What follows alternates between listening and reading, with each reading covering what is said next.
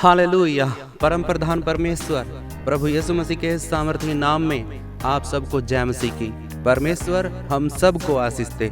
आज का वचन और आज की वीडियो में मेरे प्रियो कुछ सवाल हैं हमारे, उन सवालों के जवाब परमेश्वर के वचन से हम सीखेंगे कि हमें प्रार्थना कैसे करनी है, किससे करनी है और क्या हमारा विषय होना चाहिए। हम परमेश्वर के कलाम से, पवित्र बाइबल के अंदर से जो वचन है उन वचनों को निकाल कर हम उनको पढ़ेंगे और आप भी अपनी बाइबल को निकाल ले और सीखने की कोशिश करें कि परमेश्वर हमें क्या सिखाता है, हमें प्रार्थना कैसे करनी है, किससे करनी है, किस समय करनी है, कितनी देर करनी है। ये कुछ सवाल होते हैं हमारे और ज़्यादातर मेरे चैनल के ऊपर है ना, वीडियो जितनी आती हैं उन वीडियो के कमेंट में सबसे ज़्यादा यही पूछा जाता है कि हमें प्रार्थना कैसे करनी है, हमें प्रार्थना नहीं करनी आती है। तो मेरे प्रियो हम शुरुआत करते हैं। हमारा पहला सवाल है कि हमें प्रार्थना किस तरीके से करनी चाहिए। मेरे प्रियो इस सवाल का जवाब पाने के लिए हम वचन से पढ़ते हैं।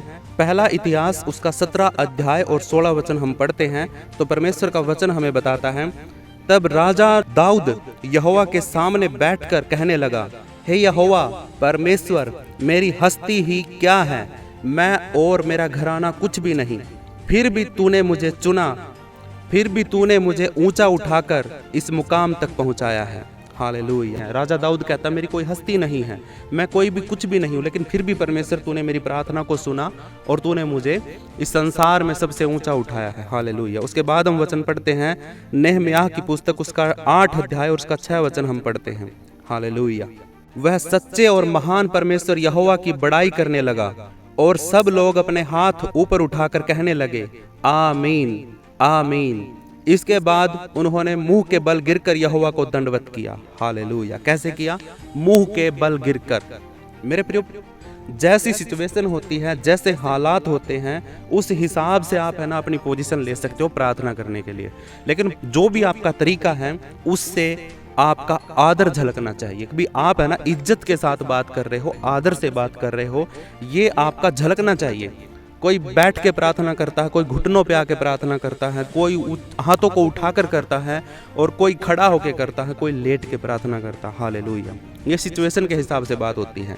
उसके बाद हम पढ़ते हैं दानियल की पुस्तक उसका 6 अध्याय और 10 वचन हम पढ़ते हैं तो परमेश्वर का वचन कहता है, मगर जैसे ही दानियल को पता चला कि उस फरमान पर राजा ने दस्तक कर दिए हैं, वह अपने घर गया, जिसके ऊपरी कमरे की खिड़कियां यरूशलेम की तरफ खुलती थी, और पहले की तरह वह हर दिन 3 बार घुटने टेक कर अपने परमेश्वर से प्रार्थना करता रहा और उसकी तारीफ करता रहा। हालेलुया।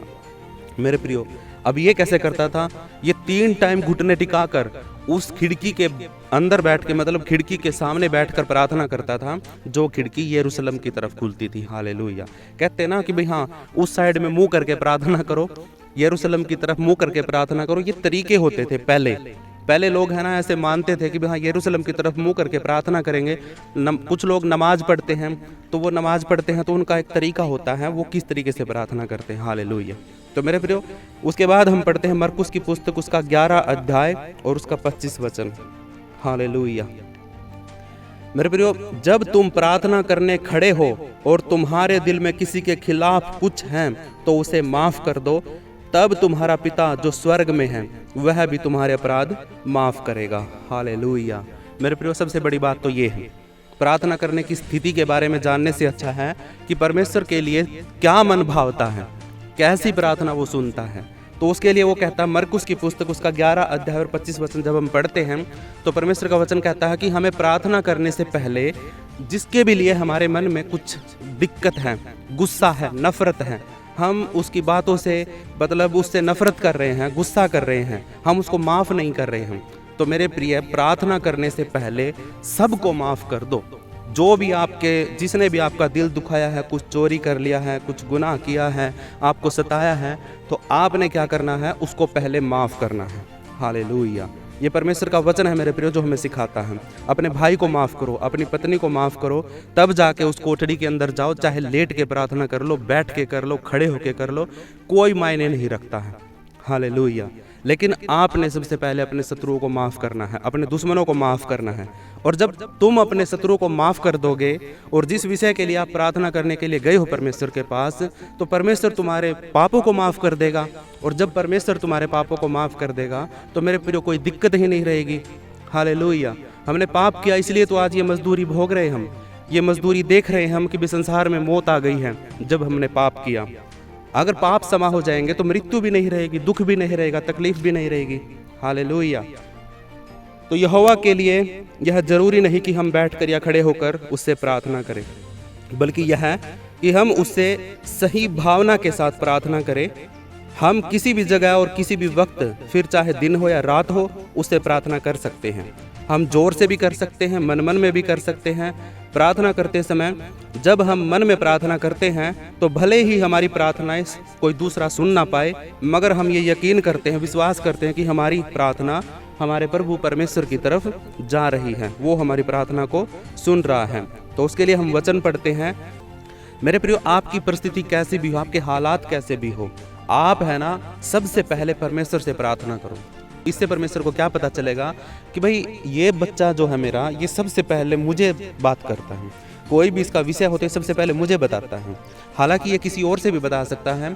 कई बार हमारे जीवन में कुछ ऐसे काम होते हैं जिनको हम है ना किसी से बोलकर करवा सकते हैं और वो हो भी जाते हैं। लेकिन मेरे प्रिय, परमेश्वर से प्यार होता है जब हम परमेश्वर से पहले बात करते हैं। चाहे जो विषय हम पूरा अपने हाथों से भी ठीक कर लें, कोई बात हम अपने तरीके से भी ठीक कर लें, लेकिन फिर भी अगर हम परमेश्वर से प्रार्थना करते हैं तो परमेश्वर को लगता है कि ये मुझसे प्यार करता है, अपनी छोटी छोटी बातें भी मुझे बताता है और मेरे से एक दोस्त की तरह बात करता है। तो इसलिए परमेश्वर है ना आपकी प्रार्थना को तुरंत आपके सामने वाले लोगों को बदल देता है। जिनके लिए आप प्रार्थना करते हैं उनके मनों को बदल देता है। हालेलुया।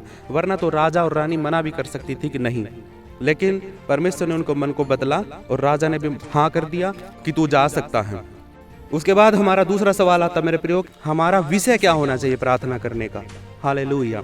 तो हम पढ़ते हैं, हम ऐसी हर बात के लिए प्रार्थना कर सकते हैं जो परमेश्वर की मर्जी के मुताबिक हो। बाइबल बताती है हम उसकी मर्जी के मुताबिक चाहे जो भी मांगे वह हमारी सुनता है। हालेलुया। हम वचन पढ़ते हैं यूहन्ना की पुस्तक उसका 5वां अध्याय और 14 वचन। परमेश्वर का वचन कहता है हमें परमेश्वर पर भरोसा है कि हम उसकी मर्जी के मुताबिक चाहे जो भी मांगे वह हमारी सुनता है। हालेलुया।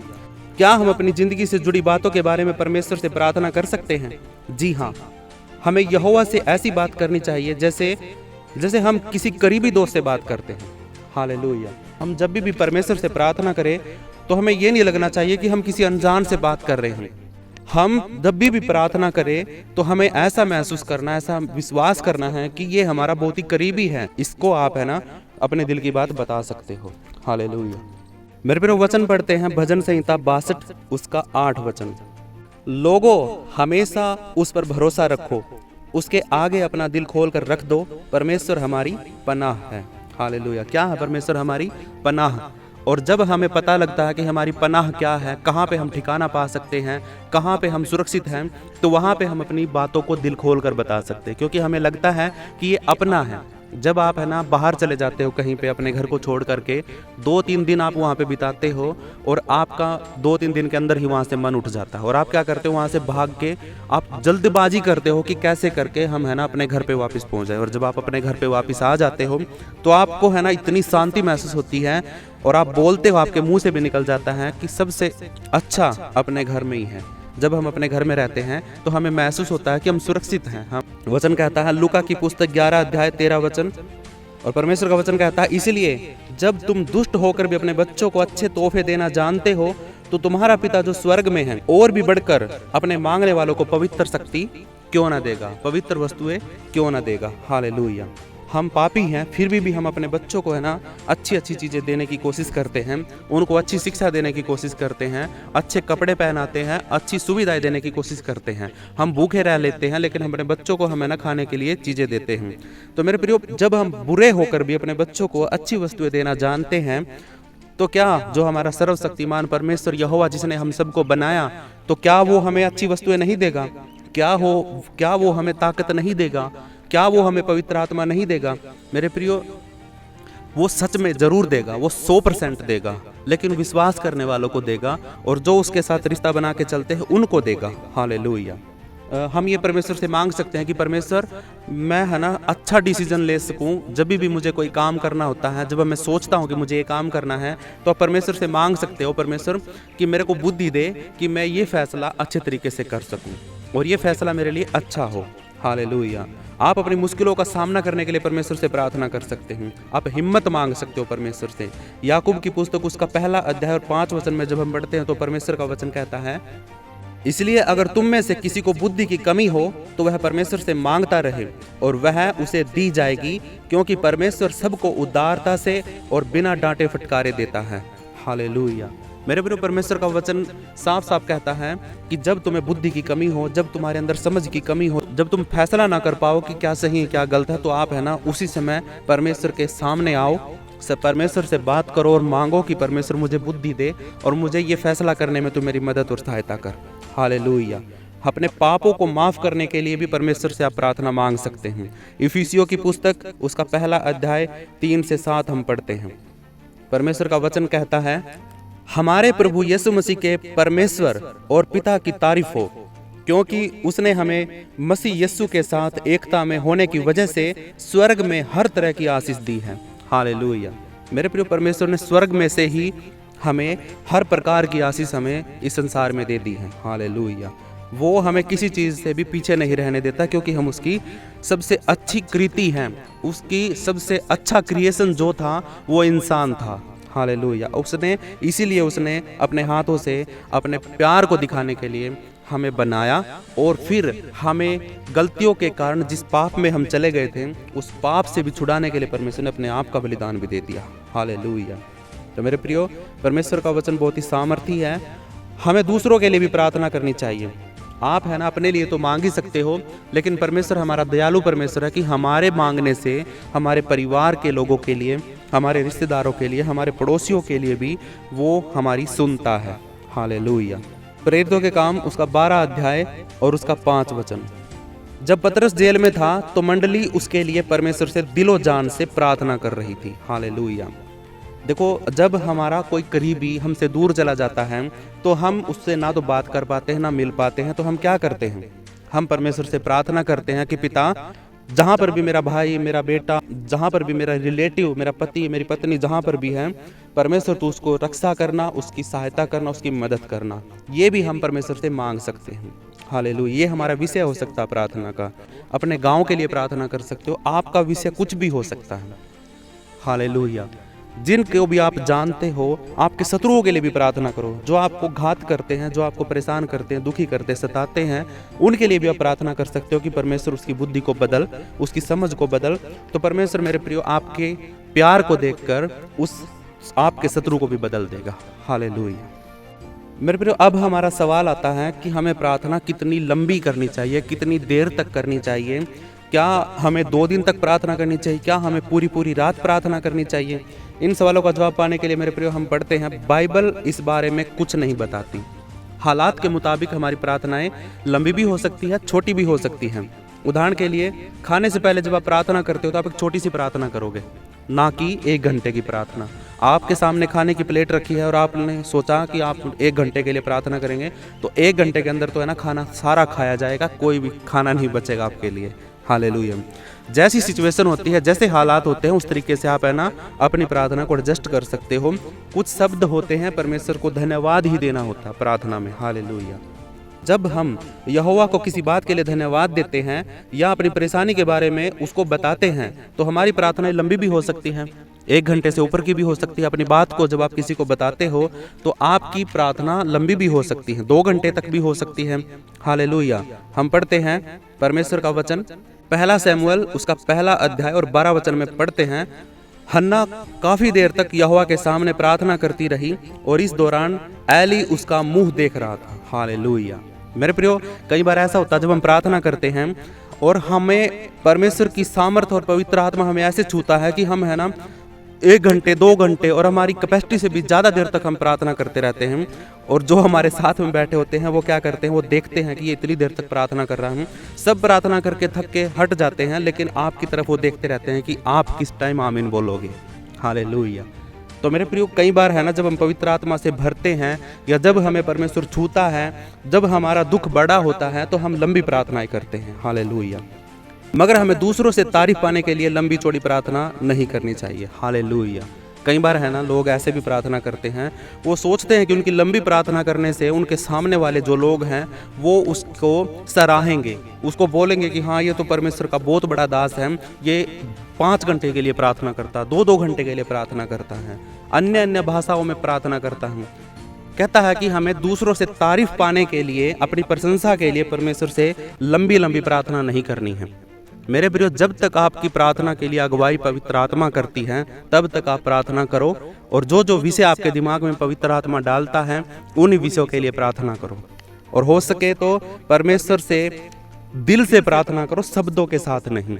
शब्द ही आपके नहीं होने चाहिए, आपने हृदय से प्रार्थना करनी है। कल की वीडियो में हमने सीखा था कि हमने प्रार्थना हृदय से करनी है, दिल से करनी है।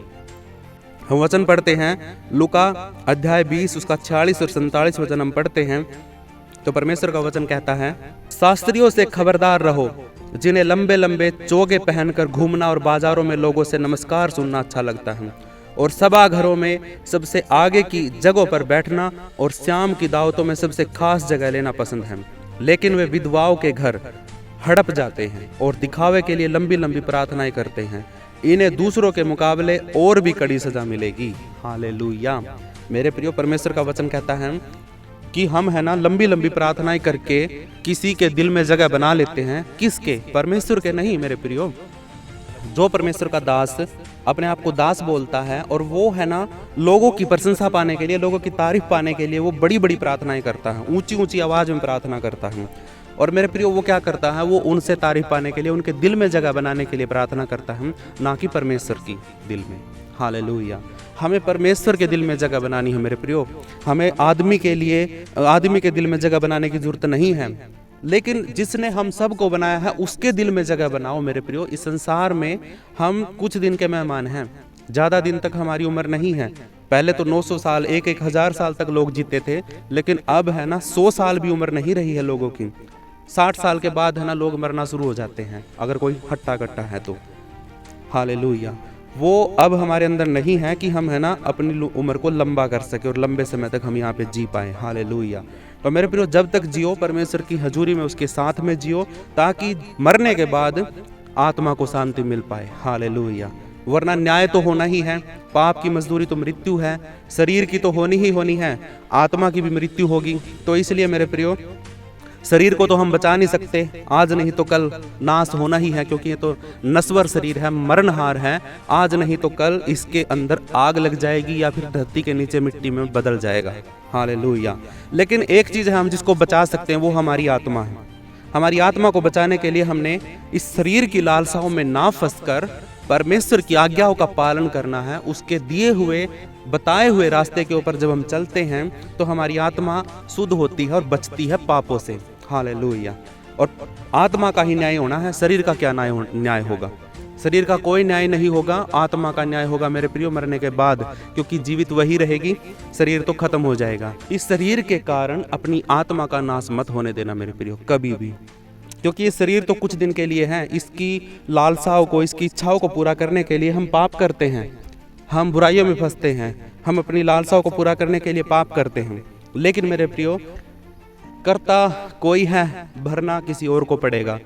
आत्मा को इसका कर्ज चुकाना पड़ेगा, इसका पाप का चुकाना पड़ेगा, न्याय होगा और परमेश्वर पूछेगा कि तुमने है ना क्या किया क्या नहीं किया। तो इसलिए मेरे प्रियो, शरीर के लिए अपनी आत्मा का नाश मत करना। और शरीर का तो नाश तय है, इस संसार में भी दुखी रहना है और एक न एक दिन तो हमारा शरीर खत्म ही हो जाएगा। हालेलुया। अब एक सवाल उठता है कि हमें प्रार्थना कितनी बार करनी चाहिए। अब हमने सीख लिया है कि प्रार्थना कितनी देर तक करनी चाहिए। अब हम सीखेंगे कि प्रार्थना हमने पूरे दिन में 24 घंटे में कितनी बार प्रार्थना करनी है।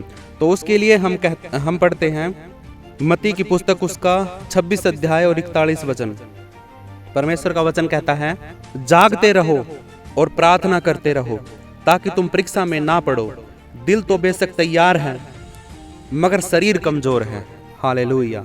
मेरे प्रिय, परमेश्वर का वचन कहता है कि हमें कोई लिमिट नहीं है, कोई भी लिमिट नहीं, कोई बाउंड्री नहीं, कोई बाउंडेशन नहीं है कि हमें प्रार्थना इतनी बार करनी है, एक ही बार करनी है, 2 बार करनी है, सुबह शाम करनी है। कोई बाउंड्री नहीं है। आप फ्री हो, जब भी परमेश्वर आपको अगुवाई करे, जब भी आपको मन करे, आप उसी समय प्रार्थना कर सकते हो। क्योंकि परमेश्वर कहता है कि आत्मा तो तैयार है प्रार्थना करने के लिए, लेकिन शरीर तैयार नहीं है। हालेलुया। हम हरकत करते हैं, हम आलसी हो जाते हैं प्रार्थना करने के उठने के लिए, इसलिए फिर हम है ना लेटे लेटे अपनी रजाई में अंदर ही अंदर हम लेटे लेटे प्रार्थना करते हैं। हालेलुया। परमेश्वर के सामने जब आप आओगे तो मेरे प्रियो शरीर को आपने छोड़ना पड़ेगा, क्योंकि परमेश्वर एक आत्मा है और परमेश्वर शरीर से बात नहीं करता है, परमेश्वर आत्मा से बात करता है। और तुम मरे हुए तो हो नहीं, जिंदा व्यक्ति जो जिसके अंदर आत्मा होगी तो परमेश्वर भी बात उसी से करेगा। हालेलुया।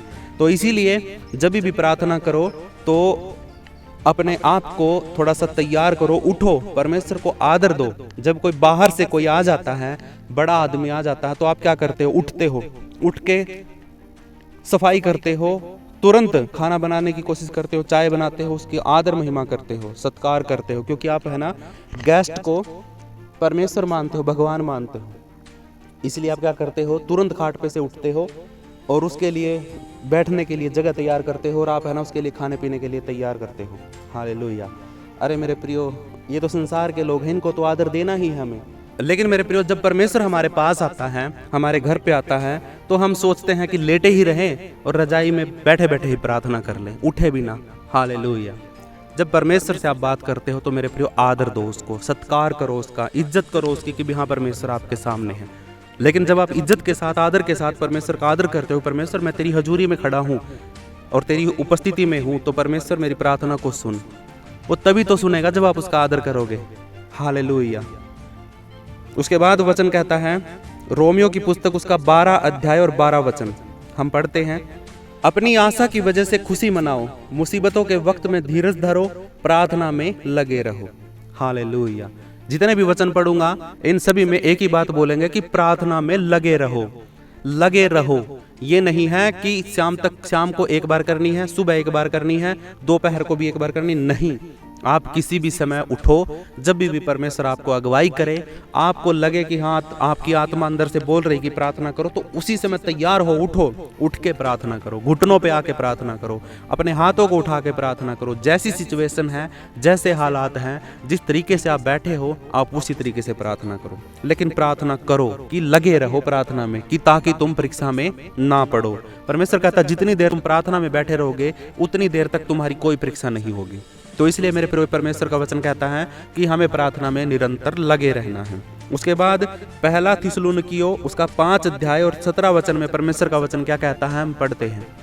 इससे पता चलता है कि यहोवा हमारी बात सुनने के लिए हमेशा तैयार रहता है। हम हर दिन उसके प्यार और उसकी दरिया दिली के लिए उसका धन्यवाद कर सकते हैं। हम उससे मार्गदर्शन पा सकते हैं, दिलासा पा सकते हैं, ताकत भी मांग सकते हैं। अगर हम प्रार्थना को इज्जत समझते हैं, प्रार्थना को एक सम्मान समझते हैं, तो हर मौके पर, किसी भी परिस्थिति में आप परमेश्वर से प्रार्थना कर सकते हो। वो हर वक्त तैयार मिलेगा आपकी प्रार्थना को सुनने के लिए। लेकिन आपने इज्जत के साथ प्रार्थना हर वक्त करनी है। तो मेरे प्रियो, एक सवाल और हमारे मन में उठता है, हमें प्रार्थना के आखिर में आमीन क्यों कहना चाहिए? हालेलुया। अब आज के इस सवाल में आप ये भी सीखोगे कि प्रार्थना करने के बाद हर कोई आमीन बोलता है। अब इस आमीन का मतलब क्या है? हालेलुया। इसका मतलब है ऐसा ही हो। क्या? आमीन का मतलब है ऐसा ही हो। जो शब्द, जो बातें और जो कुछ भी आपने परमेश्वर से मांगा है, परमेश्वर से आप ये सारी चीजें मांगने के बाद, प्रार्थना करने के बाद, उसके हर एक वचन को बोलने के बाद जब आप आमीन बोलते हो, तो आमीन का मतलब है कि जो बातें मैंने बोली हैं परमेश्वर, वो सारी बातें है ना ऐसे ही हो जाएं, ये पूरी हो जाए, ये घट जाए। हालेलुया। ये लागू हो जाए। तो इसीलिए हम लास्ट में आमीन बोलते हैं। और आमीन शब्द का अर्थ होता है कि ऐसा ही हो। जो मैंने बोला है परमेश्वर वैसा कर दे। जो मैंने करने को बोला है परमेश्वर आपसे प्रार्थना में, उस चीज को कर दे, ऐसा हो जाए। ये हमारे विश्वास का शब्द होता है कि हमने विश्वास कर लिया है, जो चीजें मैंने परमेश्वर से प्रार्थना में मांगी हैं वो सारी हो जाए, पूरी हो जाए। जब हम अपनी प्रार्थना के आखिर में आमीन कहते हैं तो हम दिखाते हैं कि हमने जो कुछ कहा सच्चे मन से कहा है। भजन संहिता 41 का 13 में हम पढ़ते हैं, इज़राइल के परमेश्वर यहोवा की युग युग तक तारीफ होती रहे, आमीन आमीन। हालेलुया। राजा दाऊद भी आमीन बोलता है, वो भी अपनी हर प्रार्थना के बाद में आमीन बोलता है। इसका मतलब क्या है कि परमेश्वर की तारीफ हो और ऐसा हो जाए। परमेश्वर की बड़ाई हो, ऐसा हो जाए। तो मेरे प्रियो, आशा करता हूं कि आज आपके कुछ सवालों का जवाब आपको मिला है इस पूरी वीडियो के अंदर से। और जिसने भी यहाँ तक मेरे साथ बैठ के प्रार्थना की है, मेरे साथ बैठ के परमेश्वर के वचन को सीखा है, समझा है, मैं आपके लिए प्रार्थना करता हूँ। अपने हाथों को उठाइए और परमेश्वर आपको बुद्धि दे, समझ दे, ताकि आप परमेश्वर के वचनों को सीख सके गहराई से।